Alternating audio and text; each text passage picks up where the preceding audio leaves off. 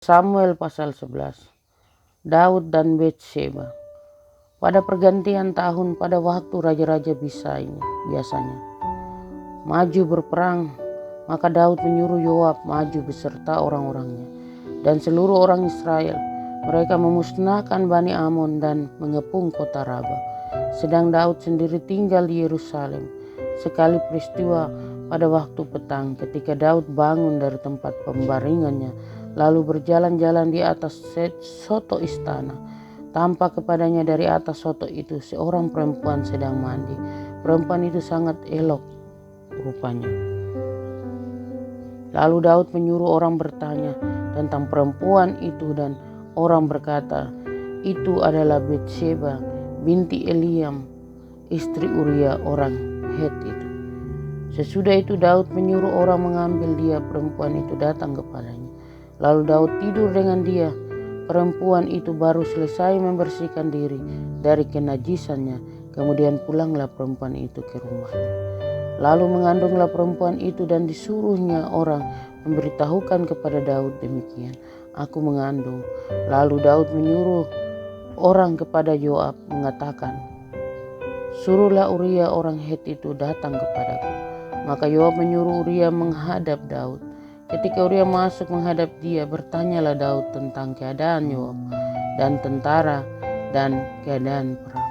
Kemudian berkatalah Daud kepada Uria, pergilah ke rumahmu dan basuhlah kakimu.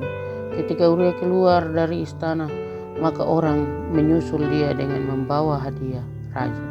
Tetapi Uria membaringkan diri di depan pintu istana bersama-sama hamba tuannya dan tidak pergi ke rumahnya.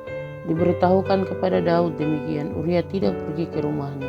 Lalu berkatalah Daud kepada Uria, bukankah engkau baru pulang dari perjalanan? Mengapa engkau tidak pergi ke rumahmu? Tetapi Uria berkata kepada Daud, tabut serta orang Israel dan orang Yehuda diam dalam pondok. Juga tuanku Yoab dan hamba-hamba tuanku sendiri berkemah di padang. Masakah aku pulang ke rumahku untuk makan minum dan tidur dengan istriku?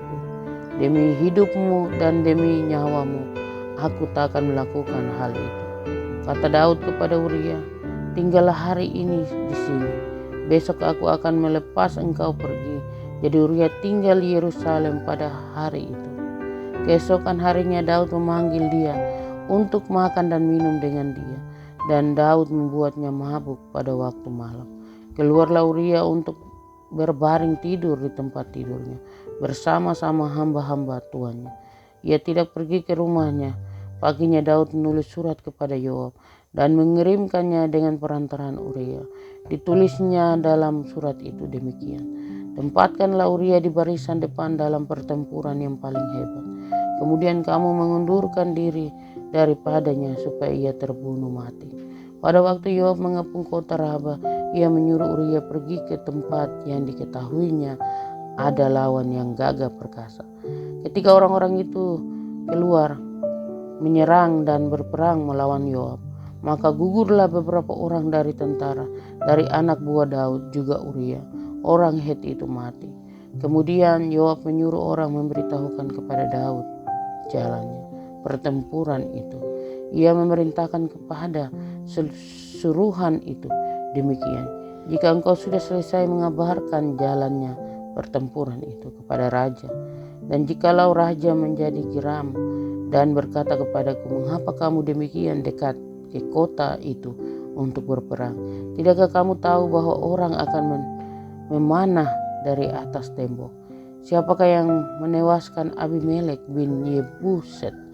Bukankah seorang perempuan menimpahkan batu kilangan kepadanya dari atas tembok, sehingga ia mati di Tebes? Mengapa kamu demikian dekat ke tembok itu? Maka haruslah engkau berkata, juga hambamu Uria orang Het itu sudah mati. Lalu pergilah suruhan itu, dan sesampainya ia memberitahukan kepada Daud segala yang diperintahkan Yoab kepadanya. Suruhan itu berkata kepada Daud, orang-orang itu lebih kuat daripada kami dan keluar menyerang kami di padang. Tetapi kami mendesak mereka kembali sampai ke lubang pintu gerbang. Pada waktu itu pemanah-pemanah menembak kepada hamba-hambamu dari atas tembok, sehingga beberapa dari hamba raja mati, juga hambamu Uria, orang Het itu sudah mati.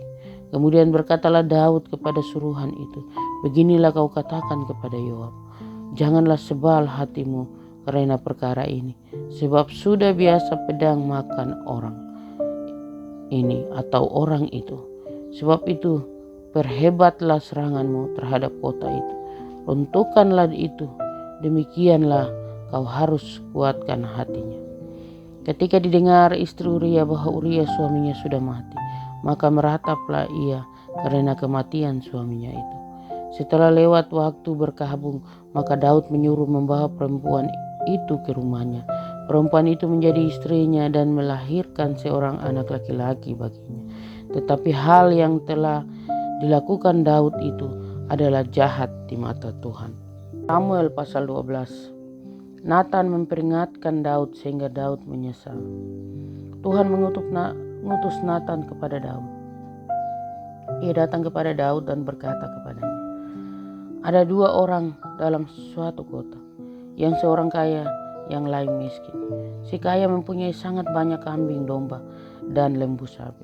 Si miskin tidak mempunyai apa-apa selain dari seekor anak domba betina yang kecil yang dibeli dan dipeliharanya. Anak domba itu menjadi besar padanya bersama-sama dengan anak-anaknya. Maka dari suapnya dan minum dari pialanya dan tidur di pangkuannya seperti seorang anak perempuan baginya. Pada suatu waktu orang kaya itu mendapat tamu dan ia merasa sayang mengambil seekor dari kambing dombanya atau lembunya untuk memasaknya bagi pengembara yang datang kepadanya itu. Jadi ia mengambil anak domba betina kepunyaan si miskin itu dan memasaknya bagi orang yang datang kepadanya itu. Lalu Daud menjadi sangat marah karena orang itu dan ia berkata kepada Nathan, demi Tuhan yang hidup, orang yang melakukan itu harus dihukum mati. Dan anak domba betina itu harus dibayar gantinya 4 kali lipat karena ia telah melakukan hal itu. Dan oleh karena ia tidak kenal belas kasihan.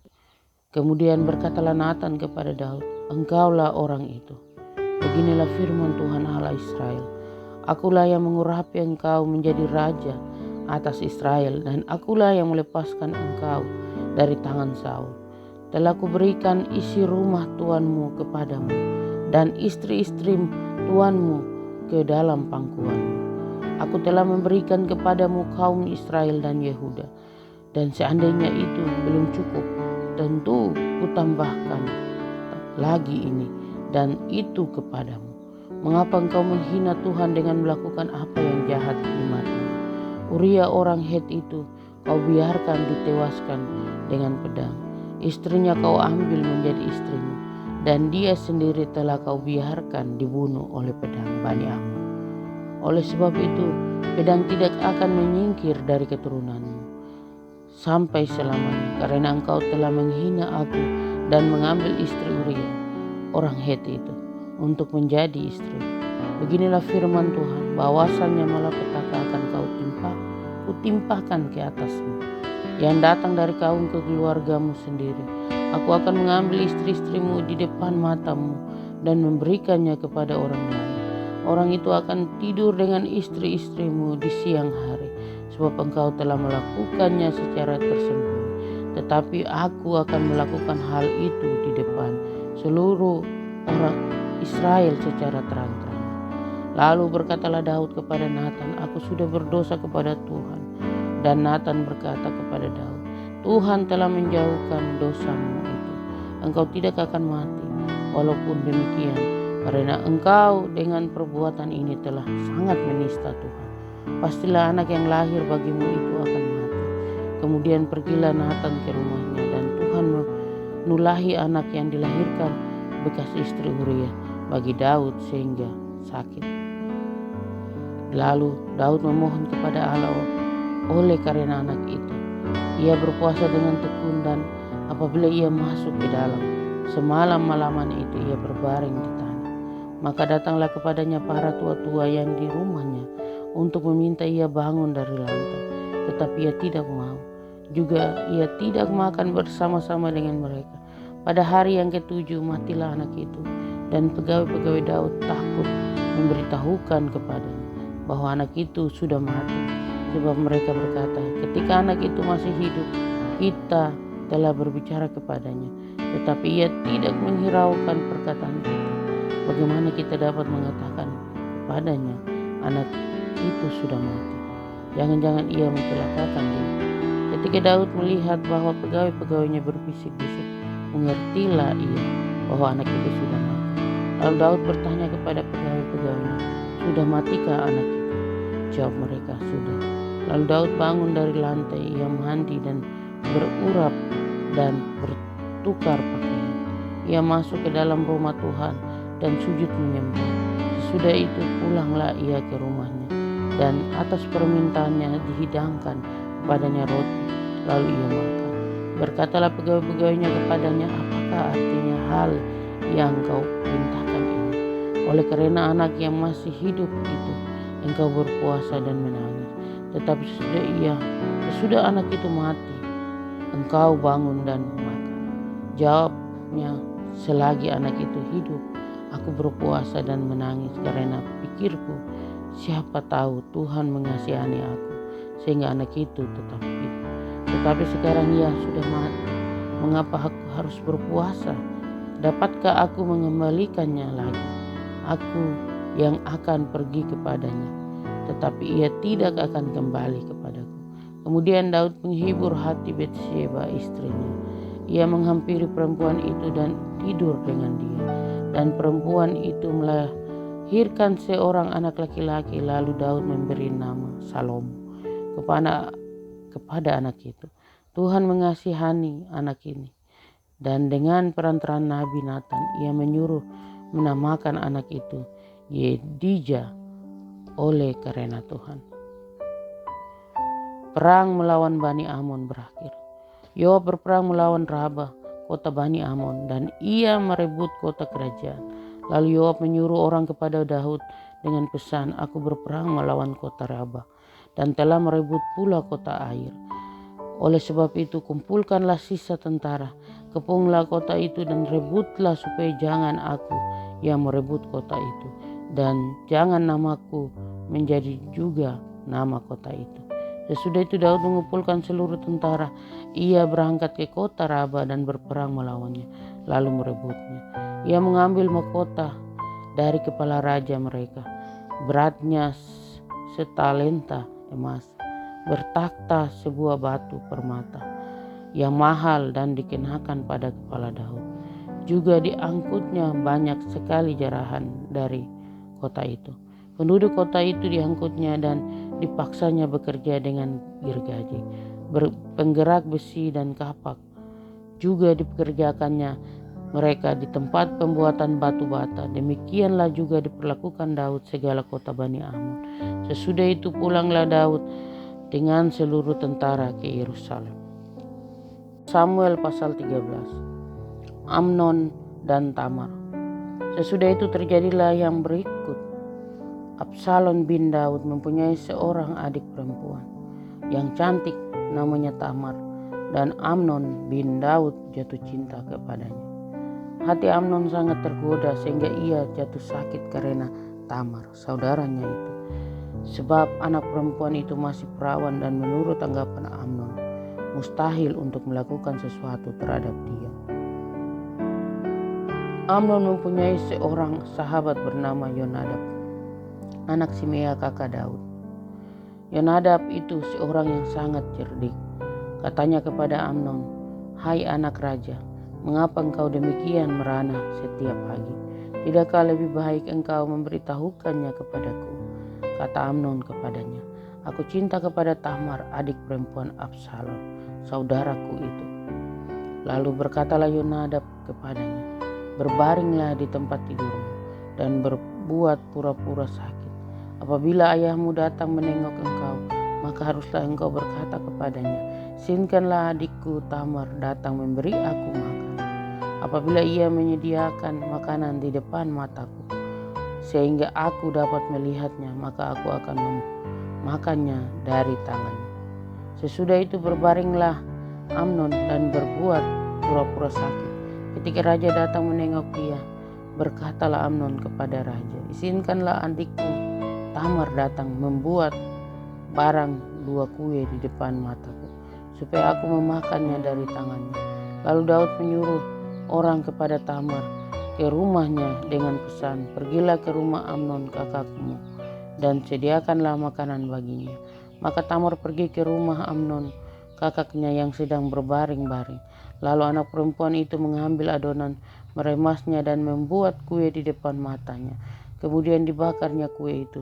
Sesudah itu gadis itu mengambil kuali dan mengeluarkan isinya di depan Amnon. Tetapi ia tidak mau makan. Berkatalah Amnon, suruhlah setiap orang keluar meninggalkan aku. Lalu keluarlah setiap orang meninggalkan dia. Lalu berkatalah Amnon kepada Tamar, bawalah makanan itu ke dalam kamar, supaya aku memakannya dari tanganmu. Tamar mengambil kue yang disediakannya itu, lalu membawanya kepada Amnon kakaknya ke dalam kamar. Ketika gadis itu menghidangkannya kepadanya supaya ia makan, dipegangnya lah gadis itu dan berkata kepadanya, marilah tidur dengan aku adikku. Tetapi gadis itu berkata kepadanya, tidak kakakku, jangan perkosa aku, sebab orang tidak berlaku seperti itu di Israel. Janganlah berbuat noda seperti itu. Dan aku kemanakah kubawa kecemaranku? Dan engkau akan dianggap sebagai orang yang bebal di Israel. Oleh sebab itu berbicaralah dengan raja, sebab ia tidak akan menolak memberikan aku kepadamu.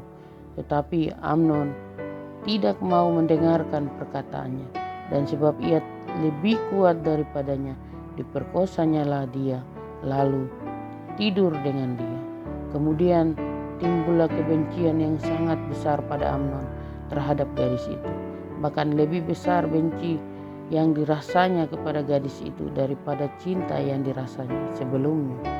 Lalu Amnon berkata kepadanya, bangunlah, enyalah.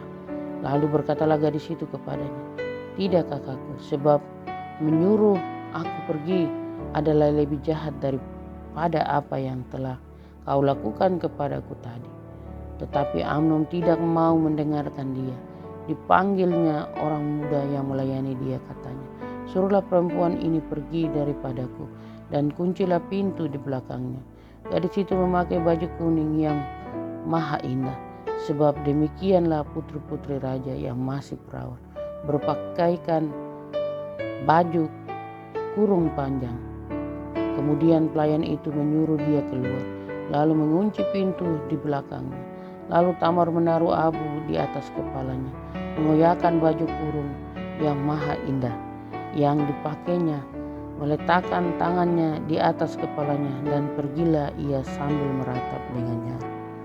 Bertanyalah Absalom kakaknya kepadanya, apakah Amnon kakakmu itu bersetubuh dengan engkau?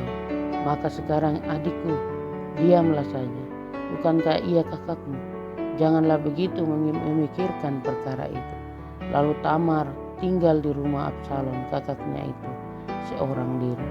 Ketika segala perkara itu didengar Raja Daud, sangat marahlah ia. Dan Absalom tidak berkata-kata dengan Amnon, baik tentang yang jahat maupun tentang yang baik. Tetapi Absalom membenci Amnon, sebab ia telah memperkosa Tamar adiknya. Amnon dibunuh, Absalom melarikan diri.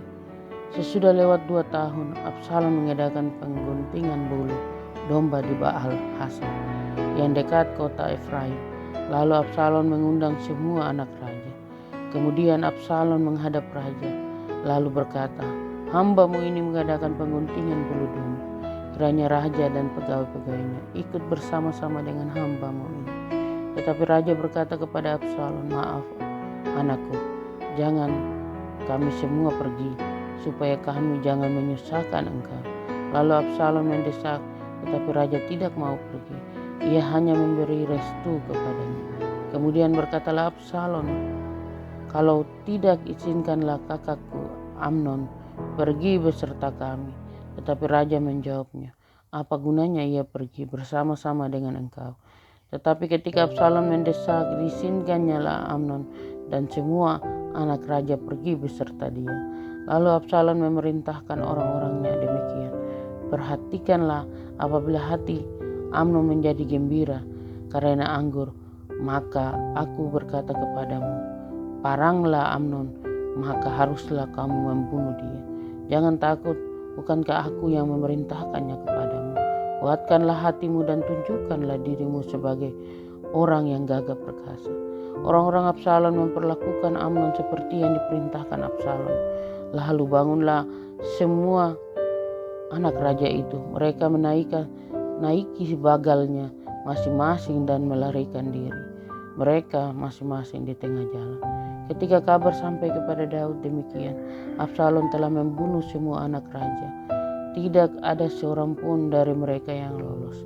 Lalu bangunlah raja, dikoyakannya pakaiannya dan berbaring di lantai. Dan semua pegawainya yang hadir padanya mengoyakkan pakaian mereka. Maka berbicaralah Yonadab, anak Simea, kakak Daud. Katanya, janganlah tuanku menyangka bahwa semua orang muda anak-anak raja itu telah dibunuh. Hanya Amnon yang mati.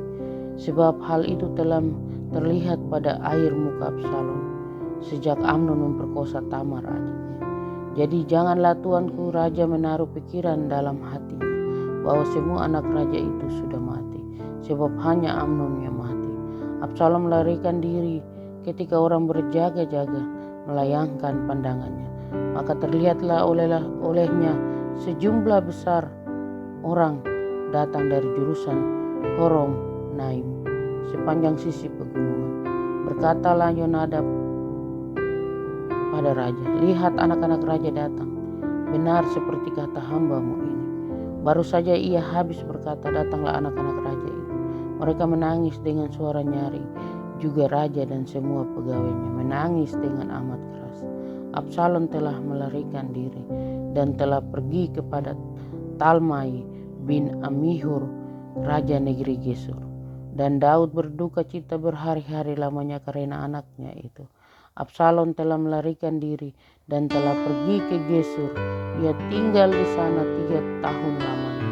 Lalu raja tidak lagi marah terhadap Absalom, sebab kesedihan hatinya karena kematian Amnon telah surut. Samuel pasal 14. Absalom kembali.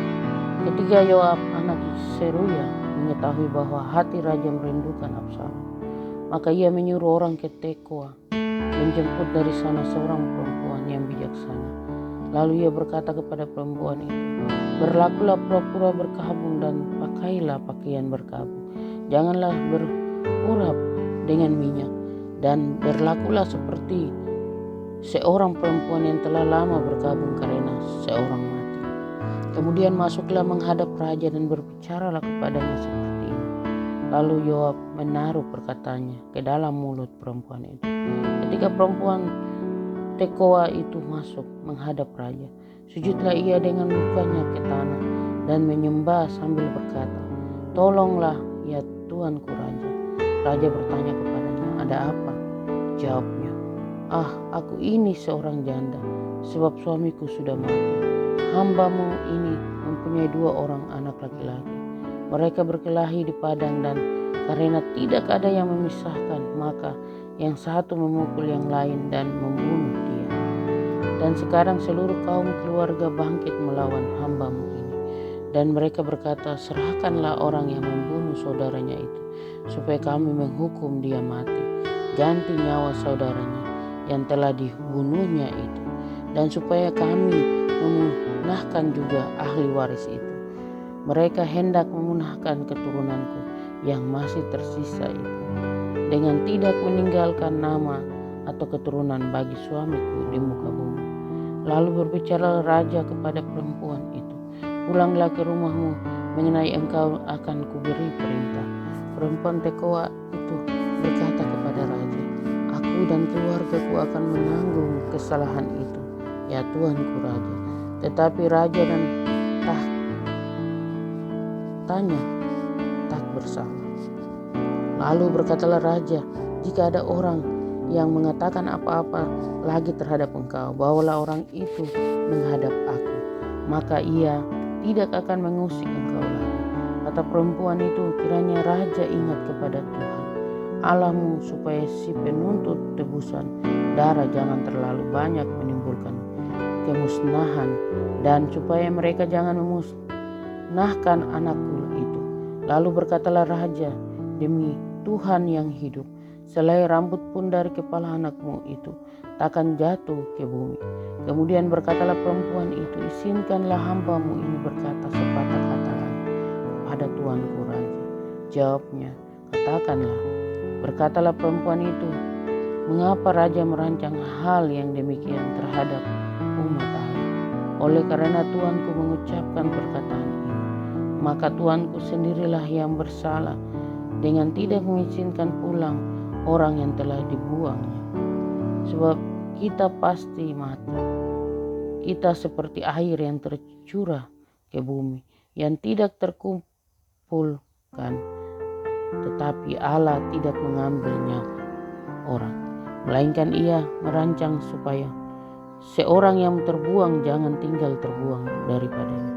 Maka sekarang aku datang mengatakan perkataan ini kepada tuanku raja, karena orang banyak itu telah menakut-nakuti aku. Sebab itu pikir hambamu ini, baiklah aku berbicara dahulu dengan raja, mungkin raja mengabulkan permohonan hambamu ini.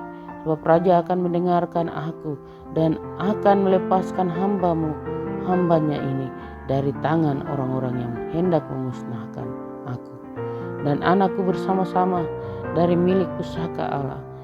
Juga hambamu ini berpikir perkataan tuanku raja tentulah akan menenangkan hati. Sebab seperti malaikat Allah, demikianlah tuanku raja, yang dapat membeda-bedakan yang baik dan jahat. Dan Tuhan Allahmu kiranya menyertai tuanku. Lalu raja menjawab katanya pada perempuan itu, baiklah jangan sembunyikan kepadaku apa yang hendak kutanyakan kepadamu. Kata perempuan itu, berkatalah kiranya tuanku raja. Kemudian bertanyalah raja, adakah Yoab campur tangan dengan engkau dalam semuanya ini? Perempuan itu menjawab, demi hidupmu tuanku raja, tidaklah mungkin untuk menyimpang ke kanan atau ke kiri dari segala yang tuanku raja katakan. Sesungguhnya hambamu Yoab yang memerintahkan daku, dialah yang menaruh ke dalam mulut hambamu segala perkataan ini, dengan maksud untuk mengubah rupa perkara itu. Maka hambamu Yoab melakukan perkara ini. Tetapi tuanku bijaksana sama seperti malaikat Allah, sehingga mengetahui semua yang terjadi di bumi. Sesudah itu berkatalah raja kepada Yoab, baik, kukabulkan permohonan ini. Pergilah, bawalah kembali orang muda Absalom itu. Lalu sujudlah Yoab dengan mukanya ke tanah dan menyembah sambil memohon berkat bagi raja. Dan Yoab berkata, pada hari ini hambamu mengetahui bahwa Tuanku raja suka kepada hamba, karena Tuanku telah mengabulkan permohonan hambamu ini. Lalu bangunlah Yoab, ia pergi ke Gesur dan membawa Absalom ke Yerusalem. Tetapi berkatalah raja, ia harus pergi ke rumahnya sendiri, jangan ia datang ke hadapanku. Jadi pergilah Absalom ke rumahnya sendiri dan tidak datang ke hadapan raja. Di seluruh Israel tidak ada yang begitu banyak dipuji kecantikannya seperti Absalom. Dari telapak kakinya sampai ujung kepalanya tidak ada cacat padanya. Apabila ia mencukur rambutnya, pada akhir tiap-tiap tahun ia mencukurnya, karena menjadi terlalu berat baginya.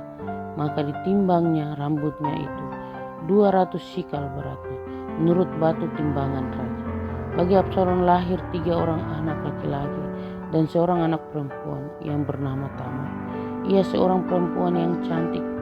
Setelah Absalom diam di Yerusalem genap 2 tahun lamanya dengan tidak datang ke hadapan raja, maka Absalom menyuruh memanggil Yoab untuk diutus kepada raja, tetapi ia tidak mau datang kepadanya. Kemudian disuruhnya memanggil dia lagi untuk kedua kalinya, tetapi ia tidak mau datang. Lalu berkatalah ia kepada hamba-hambanya, lihat, ladang Yoab ada di sisi ladangku, dan di sana ada jelainya. pergilah bakarlah itu. Maka hamba-hamba Absalom membakar ladang itu. Lalu Yoab pergi mendapatkan Absalom ke rumahnya dan bertanya kepadanya, mengapa hamba-hambamu membakar ladang kepunyaanku itu? Jawab Absalom kepada Yoab, ya aku telah menyuruh orang kepadamu mengatakan, datanglah kemari, supaya aku mengutus engkau kepada raja, untuk mengatakan apa gunanya aku datang dari Gesur. Lebih baik aku masih tinggal di sana. Maka sekarang aku mau datang ke hadapan raja. Jika aku bersalah, biarlah ia menghukum aku mati. Kemudian masuklah Yoab menghadap raja dan memberitahukan hal itu kepadanya. Raja memanggil Absalom dan ia masuk menghadap raja. Lalu sujud ke hadapan raja dengan mukanya ke tanah. Lalu raja mencium Absalom. Samuel pasal 15. Absalom mengadakan persepakatan gelap. Sesudah itu Absalom menyediakan baginya sebuah kereta serta kuda dan 50 orang yang berlari di depannya. Maka setiap pagi berdirilah Absalom di tepi jalan yang menuju pintu gerbang. Setiap orang yang mempunyai perkara dan yang mau masuk menghadap raja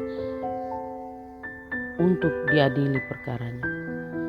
Orang itu dipanggil Absalom dan ditanyai, dari kota manakah engkau?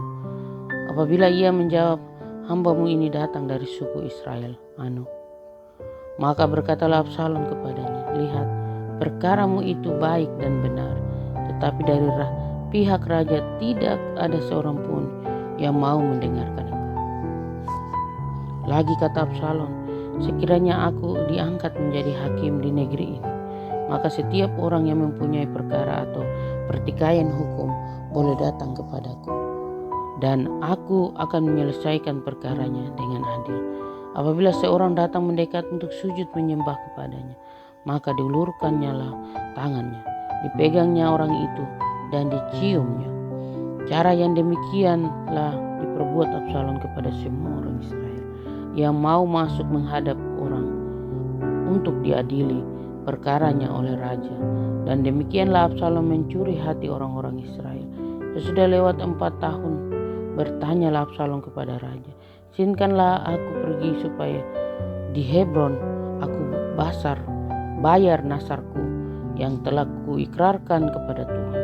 Sebab hambamu ini ketika masih tinggal di Gesur di Aram telah bernasar.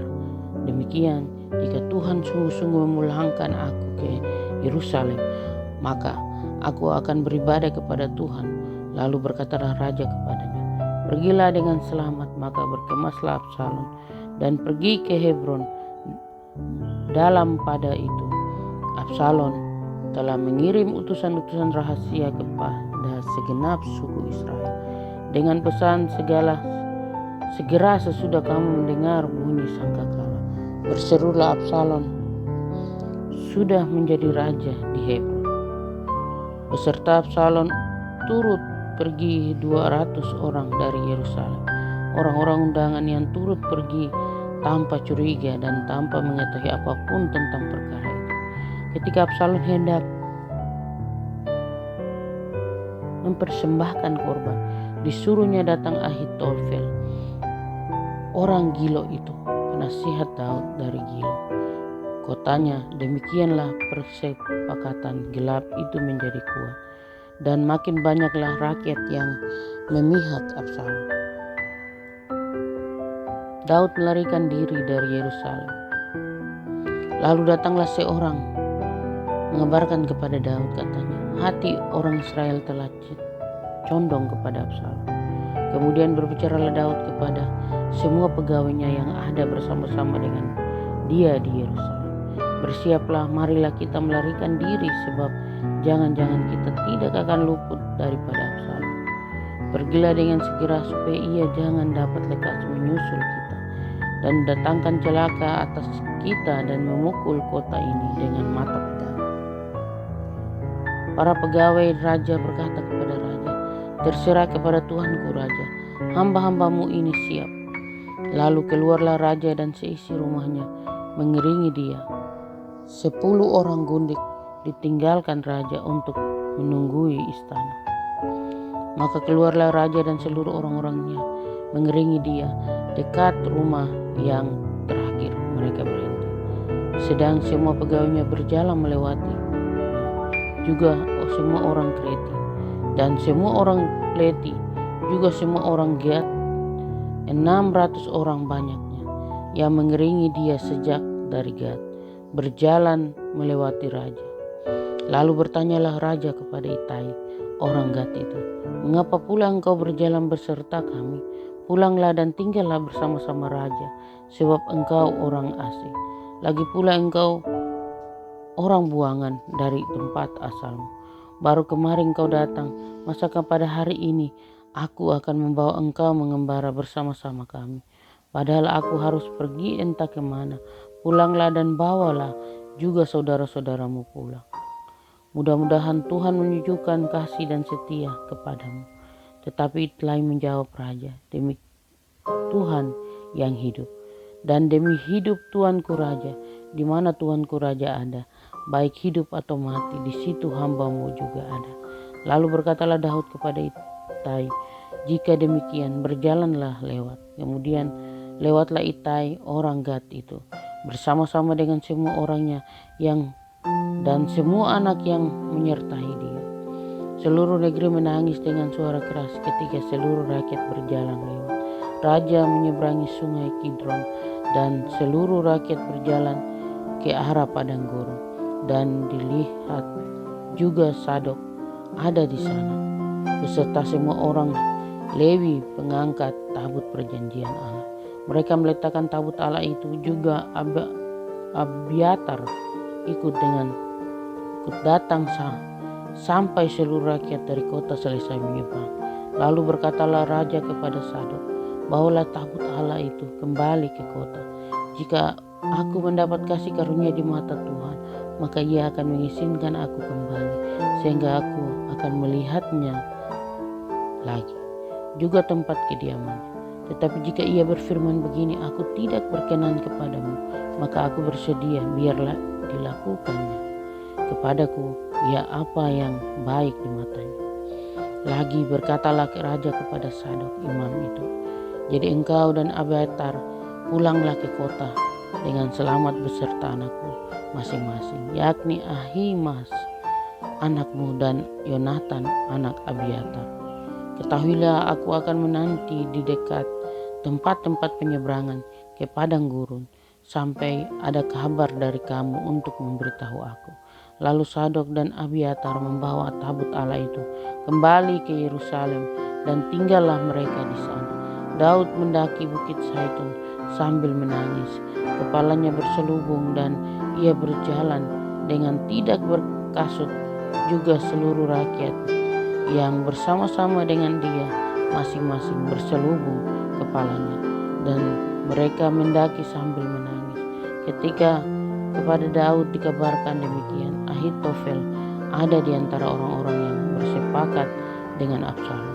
Maka berkatalah Daud, "Gagalkanlah kiranya nasihat Ahitofel itu, ya Tuhan." Ketika Daud sampai ke puncak, ke tempat orang sujud menyembah kepada Allah, maka datanglah Husai orang Arki mendapatkan dia dengan jubah yang terkoyak dan dengan tanah di atas kepala. Berkatalah Daud kepadanya, "Jika engkau turut dengan aku, maka engkau menjadi beban kepadaku nanti. Tetapi jika engkau kembali ke kota dan berkata kepada Absalom, aku ini hambamu, ya Raja. Sejak dahulu aku hamba ayahmu, tetapi sekarang aku menjadi hambamu. Dengan demikian engkau dapat membatalkan nasihat Ahitofel demi aku. Bukankah Sadok dan Abiatar, imam-imam itu ada bersama-sama engkau di sana? Jadi segala yang kau dengar dari dalam istana raja haruslah kau beritahukan kepada Sadok dan Abiatar imam-imam itu. Ingatlah di sana bersama-sama dengan mereka ada kedua anak mereka, Ahimaaz anak Sadok dan Yonatan anak Abiatar. Dengan perantaraan mereka haruslah kamu kirimkan kepadaku segala hal yang kamu dengar." Dan tibalah Husai sahabat Daud di Yerusalem tepat pada waktu Absalom masuk ke kota itu.